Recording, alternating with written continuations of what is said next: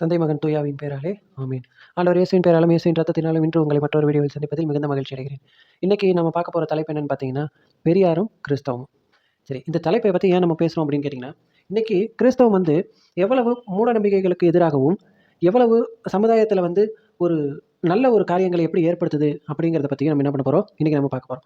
சரி, இதில் முக்கியமாக நம்ம பார்க்க போகிறது எப்படின்னா, சீர்திருத்தங்கள் எவ்வளவு சீர்திருத்தங்களை கொண்டு வந்திருக்கு அப்படின்னு பார்த்தீங்கன்னா, பைபிள் பெண்கள் எவ்வளவு மரியாதையோட நடத்தப்படுறாங்க அப்படின்னு நம்ம பார்க்குறோம். அதாவது எஸ்தர் அரசியாக இருந்தாங்க. மிரியம் பார்த்தீங்கன்னா இறைவாக்கினராக இருந்தாங்க. பைபிளில் பல பெண் இறைவாக்கினர்கள் இருந்தாங்க. அப்புறம் பார்த்தீங்கன்னா, ஒரு நீதி தலைவர்கள்னு சொல்லிட்டு இன்றைக்கி நம்ம முதலமைச்சர்ஸ் எல்லாம் நம்ம பார்க்குறோம் இல்லையா, முதலமைச்சர்கள் எல்லாம் பார்க்குறோம். அதே போல் அந்த காலத்தில் நீதி தலைவர்கள்னு ஒருத்தவங்க இருந்தாங்க. இஸ்ரேலுக்கு நீதி தலைவர்கள் இருந்தாங்க. அப்படி நீதி தலைவர்கள் ஆண்கள் வந்துகிட்டு இருக்க அதே நேரத்தில் ஒரு பெண் ஒருத்தவங்க இருந்தாங்க. அவங்க பேர் தெபோரா. அவங்க பார்த்தீங்கன்னா இஸ்ரேலில் நீதி தலைவியாக இருந்தாங்க. அப்படி பார்த்தீங்கன்னா நிறைய பேர் இருந்தாங்க. அன்னை மரியா இருந்தாங்க. நம்மளுக்கெல்லாம் தாயானவர். அவங்க ஒரு பெண்மணி. ஆனாலும் கூட அவங்க ஒரு கடவுள் தன்மை உள்ளவருங்க. அதே மாதிரி பார்த்தீங்கன்னா, அதுக்கப்புறம் கிறிஸ்தவம் வந்ததுக்கப்புறம் வந்த ஆட்கள் எவ்வளோ பேர் வந்தாங்க. நம்ம மதர் தெரசா எவ்வளோ மரியாதைக்குரியவர்களாக இருந்தாங்க. இன்றைக்கி பார்த்தீங்கன்னா, ஒரு கவிஞர் ஒருத்தர் சொல்லுவார், முகத்தில் அத்தனை சுருக்கங்கள் இருந்தாலும் அன்னை தெரசாவின் முகம் அழகு அப்படின்னு சொல்லுவார். அவ்வளோ அழகான முகம். காரணம் அவங்க இயேசு கிறிஸ்துவை பிரதிபலித்து வாழ்ந்தாங்க. எந்த ஒரு ஏற்றத்தாழ்வுகளுக்கும் அவங்க இடம் கொடுக்கவே இல்லை. அவங்க எங்கேயாவது முகம் சுழிச்சிருக்காங்களா? கிறிஸ்தவம் அதை தான் சொல்லுது. இயேசு கிறிஸ்துவை பிரதிபலிக்கிறவன் முகசுளிப்புக்கு ஆளாக மாட்டான். முகசுளிக்கவே மாட்டான். எந்த ஒரு காரியத்திலையும் கடுமையான வார்த்தைகளை பயன்படுத்த மாட்டான்.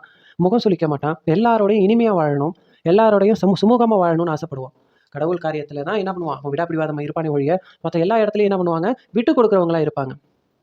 இன்னும் என்ன சொல்லலாம், சாதிங்கிற ஒரு பிரச்சனை கிறிஸ்தவத்தில் கிடையாது. எப்படி அவர் சாதியை ஒழிக்கணும்னு ஆசைப்பட்டாரோ அதே போல் கிறிஸ்தவத்தில் சாதிங்கிறது ஒன்று கிடையாதுன்னு இயேசு கிறிஸ்து அந்த காலத்திலே சொல்லிட்டாரு. இப்போ கடவுள் மனுஷனை படைக்கும் போதே தன்னுடைய சாயலையும் படைச்சார். அப்படி உள்ள மனுஷன் என்ன பண்ணுவான், ஒருத்தன் விரோதமாக பார்க்கக்கூடாது. ஏன்னா எல்லாருமே கடவுளோட சாயலில் இருக்கும். இன்னும் ஸ்பெஷலாக இயேசு கிறிஸ்துவுக்குள்ளாக திருமுழுக்கு எடுத்தவர்கள் எல்லாருமே ஒரே தாயின் மக்கள், ஒரே மாதாவின் பிள்ளைகள், எல்லாருமே ஒரே ரத்தம், ஒரே உடல், எல்லா சகோதர சகோதரிகள். அப்படிங்கும்போது இங்கே ஏற்றத்தாழ்வுகளுக்கு இடமில்லை. சாதிங்கிற ஒரு விஷயம் கிறிஸ்தவத்துக்குள்ள கிடையாது. பல கிறிஸ்தவர்களுங்கிற பேரில் சில பேர் நடந்துக்கிறத வச்சு கிறிஸ்தவத்தை என்னைக்கு நம்ம என்ன பண்ணக்கூடாது, கிறிஸ்துவை மதிப்பிடக்கூடாது. இயேசு கிறிஸ்து அப்படி சொல்லலை. பைபிளை வாசிக்காதவங்களும் பைபிளை அறியாதவங்களும் இயேசு கிறிஸ்து அறியாதவர்கள் கிறிஸ்தவர்கள்ங்கிற போர்வையில் சில பேர் என்ன பண்ணுறாங்க, ஏதோ பண்ணுறாங்க. அவங்களால என்ன பண்ணாதீங்க, கிறிஸ்துவத்தை எடை போடாதீர்கள். கிறிஸ்தவம் ஒரு நாளும் ஜாதியையோ எதையும் உயர்த்தி பிடிக்கிறதில்லை. அது ஜாதிக்கு மிக எதிரியாக இருக்குது. என்னுடைய சாயலில் படைச்ச மனுஷனை நீ என்ன பண்ணக்கூடாது, விரோதமாக பார்க்கக்கூடாது. அதாவது கடவுள் தூய்மைன்னு கருதுறத நீ தீட்டா கருதாதை. பைபிளில் அதுதான் சொல்லப்பட்டிருக்கு. அடுத்த மனுஷனை ஏற்றத்தாழ்வுகளோட பார்க்க எந்த மனுஷனுக்கும் உரிமை கிடையாது. முதல்ல உன் கண்ணில் இருக்கிற மரக்கட்டையை பாரு, அதுக்கப்புறம் அவன் முதுகில் இருக்கிறத நீ பார்க்கலாம். அப்படிங்கிறது தான் கிறிஸ்தவம். இப்படி உன்னுடைய 2 ஆடைகள் இருந்தால் இன்னொருத்தன்ட்ட பகிர்ந்து கொள்ளறதும் அப்படிங்கிறத சொல்கிறதும், ஏழைகளை போய் சந்திக்கணும், நோய்வாய்ப்பட்டவர்களை சந்திக்கணும், சிறையில் வாடுகிறவர்களை சந்திக்கணும். இதுதான் இயேசு கிறிஸ்து சொல்லித்தராரு. இதுதான் கிறிஸ்தவம் சொல்லித்தருது. இதைத்தான் என்ன பண்ணாங்க, சீர்திருத்தவாதிகள் பின்பற்றினாங்க. பெரியாரெல்லாம் இதை தான் சொன்னார். மூட நம்பிக்கைகளுக்கு அவர் எதிராக இருந்தார். அவர் சொல்ல வர காரியம் என்னன்னா, மூட நம்பிக்கைகளோட வாழாதீங்க. மறுமணத்தை ஆதரிச்சது பைபிள். என்ன பண்ணுது, மறுமணத்தை ஆதரிக்குது. அப்பயே என்ன பண்ணாங்க, மறுமணத்தை இயேசு கிறிஸ்துக்கு முன்னாடியே பல 100 வருஷங்கள் அவங்களுக்கு முன்னாடியே என்ன பண்ணாங்க, ரூத்துங்கிற ஒரு பெண்மணி மறுமணம் புரிஞ்சாங்க. அப்படி பார்த்தீங்கன்னா மறுமணத்தை ஆதரிக்கக்கூடியதா பைபிள் இருக்குது. உடன்கட்டை ஏறும் வழக்கத்தை ஒழிச்சதே வெண்டிங் பிரபுங்கிற ஒரு ஆளுநர் தான், ஒரு ஆங்கிலேய ஆளுநர். அப்படி பல பேர் என்ன பண்ணாங்க, கிறிஸ்தவம் தான் இன்னைக்கு பார்த்தீங்கன்னா தோல் சிலை போராட்டத்துக்கு எதிராக போராடினதும் இதே கிறிஸ்தவர்கள் தான். இன்றைக்கி தமிழுக்காக பல தொண்டு ஆற்றியதும் கிறிஸ்தவர்கள்.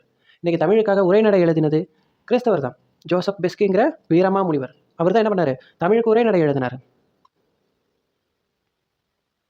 நிறவேற்றுமை கிடையாது. பைபிள் என்றைக்குமே எந்த இடத்துலையுமே நிறவேற்றுமை, ஒரு மனுஷனோட கலர் எந்த இடத்துலையுமே அது ஏற்றத்தாழ்வுகளோட பார்த்ததில்லை, பார்க்கவும் கூடாதுன்னு சொல்லுது. எத்தியோப்பிய அமைச்சர் ஒருத்தருக்கு பிலிப்புங்கிற ஒரு இறைவாக்கினரை அனுப்பி தான் என்ன பண்ணார், ஆண்டவரே அனுப்பி அந்த ஒரு மனுஷனுக்கு இயேசு கிறிஸ்துவை பற்றி தெளிவுபடுத்தி அவருக்கு ஞானஸ்நானம் கொடுக்க சொன்னார். அப்படி எல்லா மனுஷனையும் என்ன பண்ணுது ஆண்டவர் இயேசு கிறிஸ்து, எல்லா மனுஷனையுமே ஒரே தீர்வையில் தான் அவர் பார்க்குறாரு, ஒரே இடையில தான் அவர் பார்க்குறாரு. எந்த மனுஷனையும் அவர் என்ன பண்ணல, பிரித்து பார்க்குறதே இல்லை. மனுஷ கண்கள் தான் என்ன பண்ணுது, பிரித்து பார்க்குது. அதே மாதிரி மொழி வேற்றுமை கிடையாது. இங்கே இன்றைக்கி பார்த்தீங்கன்னா அதிக மொழியில் மொழிபெயர்க்கப்பட்ட நூல் பைபிள் தான். உலகின் பல மொழிகளில் மொழிபெயர்க்கப்பட்டிருக்கு. இன்றைக்கி சொல்லணும்னா சமஸ்கிருதத்துலேயும் பைபிள் இருக்குது, ஹிந்திலையும் பைபிள் இருக்குது, மராட்டியிலே பைபிள் இருக்குது. எல்லா மொழியிலையும் அழிந்து போன மொழிகளான கிரேக்கத்தில் தான் பைபிளே இருக்குது. மூல மொழியே கிரேக்கம் தான். ஹீப்ரு தான் பைபிள். ஹீப்ருவும் கிரேக்கமும் தான் பைபிள் ஆரம்பிச்சது. அப்புறம் லத்தீன் அதுக்கப்புறம் வந்தது. இந்த 3மே வந்து இப்போ வழக்கத்துல இல்ல. இப்படி பார்த்தீங்கன்னா, பல மொழிகள்ல மொழிபெயர்க்கப்பட்ட மொழி பைபிள் வந்து மொழிபெயர்க்கப்பட்டிருக்கு. அதுலயும் தமிழ வந்து ரொம்ப இனிமையா, தெளிவான முறையில இந்த பைபிள என்ன பண்ணியிருக்காங்க? மொழிபெயர்த்திருக்காங்க. அப்படி பார்த்தீங்கன்னா, மூட நம்பிக்கைகளுக்கு எதிரா பைபிள் என்ன சொல்லுது? ஜோசியம் பார்க்காத, ஜாதகம் பார்க்காத, நல்ல நேரம், கெட்ட நேரம் பார்க்காத, நாள் கிழமை பார்க்காத, மனுஷன விரோதமா அவன என்ன பண்ணாத? தாழ்வா பார்க்காத, சகுனங்கள் பார்க்காத. இதெல்லாம் வந்து பைபிள்ல சொல்லப்படுற கட்டளைகள். இதெல்லாமே ஆண்டவர் என்ன பண்ணாரு? கட்டளையா குடுத்திருக்கிறாரு. உன்னை நேசிக்கிறது போல உனக்கு அடுத்து இருப்பவனையும் நேசிப்பாயாக. இதுதான் வந்து பைபிள் சொல்ற ஒரு மிகப்பெரிய கட்டளை. 2 கட்டளை தான் கடவுள் கொடுத்திருக்கிறாரு. எல்லாவற்றிற்கும் மேலாக கடவுளை அன்பு செய்வது, உன்னை நேசிப்பது போல உனக்கு அடுத்து இருப்பவனையும் நேசி. இந்த 2 கட்டளையில எல்லாமே இந்த பைபிளே முடியும்னு சொல்லி இயேசு கிறிஸ்து சொல்லியிருக்காரு. உண்மையான ஒரு கிறிஸ்தவன், இயேசு கிறிஸ்துவை பிரதிபலிக்கிறவன், ஜாதி பார்க்கிறதோ, இல்ல இந்த மாரி சகுனங்களோ, இந்த ஜோசிய ஜாதகங்களோ பார்க்கிறதோ எதுவுமே கிடையாது. எதுவுமே அவனுக்கு கிடையாது. எந்த ஒரு தடையுமே அவனுக்கு கிடையாது. அவனுக்கு எல்லாம் என்ன ஆகுதுன்னா, மத்தவங்களே அன்பு செய்யறது தான் வந்து அவனுக்கு வந்து ஒரே ஒரு குறிக்கோள். அப்படி பொது நலமா இருக்கிறவங்க தான் வந்து என்ன பண்ணுவாங்க? உண்மையான கிறிஸ்தவர்கள். இந்த கருத்த தான் என்ன பண்ணாரு? பெரியாரும் சொன்னாரு. மத்தவர்கள என்ன பண்ணுங்க? மத்தவர்களையும் உன்ன போல இருக்கணுங்கிறது அவரு தன்னுடைய வாழ்க்கையில அவர் செஞ்ச காரியமே என்னன்னா, எல்லாரும் ஏற்றத்தாழ்வுகள் இல்லாம சமத்துவமா இருக்கணும்னு ஆசைப்பட்டாரு. அத வார்த்தைகளால சொன்னது தான் இயேசு கிறிஸ்து. வாழ்ந்தும் காட்டியும் இத போல வாழுங்கன்னு சொல்லி சொன்னவர் தான் இயேசு கிறிஸ்து. இன்னைக்கு கடவுள் இல்லைன்னு அவர் சொன்னாரு. கரெக்ட் தான். ஆனா, அவர் வந்து அது அவருடைய சொந்த கருத்து. மத்தபடி பார்த்தீங்கன்னா, அவர் எதுக்காக சொல்றாரு அப்படின்னா, நம்மள பிரிச்சு என்ன பண்ணக்கூடாது, எதுவுமே பார்க்கக்கூடாது அப்படிங்கிறது தான் அவருடைய கருத்து. நம்மளுடைய இயேசு கிறிஸ்துவோட கருத்துமே அதுதான். எந்த ஒரு மனுஷனையும் என்ன பண்ணாத, பிரிச்சு பார்க்காத. உன்னை விட என்ன பண்ணாத, தாழ்வா நினைக்காத. எல்லாருமே சரிசமமா இருக்கணும். இதுதான் இயேசு கிறிஸ்து சொல்றது. அவர் கடவுளா ஏற்றுக்கொண்டாலும் சரி, இல்ல நீங்க ஒரு நல்ல தலைவரா ஏற்றுக்கொண்டாலும் சரி, இல்ல நல்ல ஒரு முன்மாதிரியா நீங்க அவரை எடுத்துக்கிட்டாலும் சரி, அவர் வந்து பார்த்தீங்கன்னா, அவர் சொல்ற கருத்துக்கள் இந்த சமுதாயத்துக்கு இன்றைய நாள்ல தேவையான கருத்துக்கள். இன்னொரு முக்கியமான விஷயம் என்னன்னு கேட்டீங்கன்னா, இங்க யார் வேணாலும் குருவாகலாம். இன்னைக்கு வந்து பார்த்தீங்கன்னா, இவங்க தான் குருவாகணும், அவங்க தான் குருவாகணும்னு எந்த குடும்பத்துக்கோ, இல்ல எந்த ஒரு பிரிவுக்கோ எந்த ஒரு இதுவுமே கிடையாது.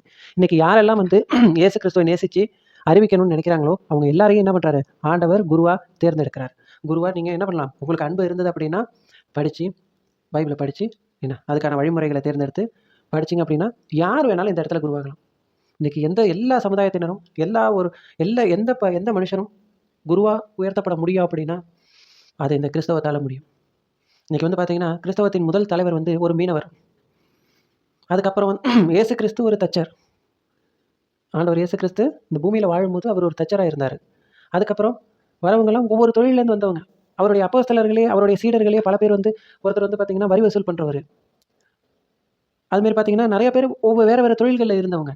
அவங்கள எல்லாரையும் என்ன பண்ணாரு? ஆண்டவர் இயேசு கிறிஸ்து போதகர்களா, குருக்களா மாத்தி வச்சாரு. இன்னைக்கு யார் வேணாலும் குருக்களா மாற முடியும் அப்படின்னா, அது கிறிஸ்தவத்தில மட்டும் தான் முடியும். யார் வேணாலும் குருவா மாறலாம். யார் வேணாலும் சொல்லிக் கொடுக்கலாம். பைபிள நல்லா படிச்சவங்க யார் வேணாலும் என்ன பண்ணலாம்? உபதேசிக்கலாம். எல்லாருமே இங்க சகோதரர்கள், எல்லாருமே நண்பர்கள்.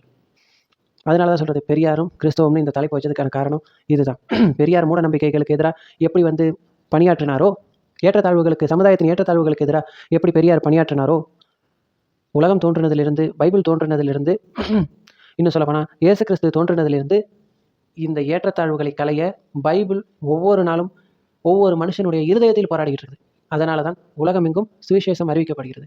நற்செய்தியா அறிவிக்கிறோம், பைபிளை ஏன் சொல்றோம் அப்படின்னா, இது சமத்துவத்தை கொடுக்கும்.